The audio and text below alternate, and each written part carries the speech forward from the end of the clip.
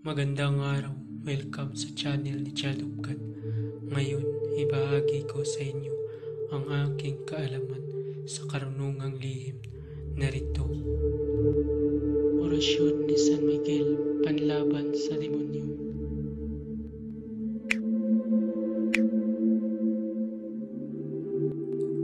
Bago gamitin ang orasyon, magdasal muna ng tatlong Ama Namin, tatlong Aba Ginoong Maria, tatlong luwalhati, at tatlong sumasampalataya, at isunod ito.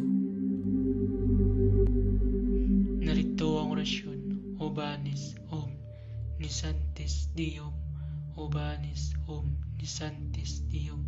Usalin ang orasyon ng 3 beses at iihip sa daliri at itusok sa tagiliran ng pasyente o iihip sa tuktok ng pasyente. Babala, ang lahat ng orasyon na aking binabahagi dito ay lubhang kapangyarihan. Gamitin lamang sa mabuti. Kung sino man ang gumamit sa masama ay mayroong bad karma. Maaari maghirap habang buhay hanggang kamatayan. Bago matapos ang video ito, huwag kalimutan mag-subscribe and click the bell icon para laging update sa mga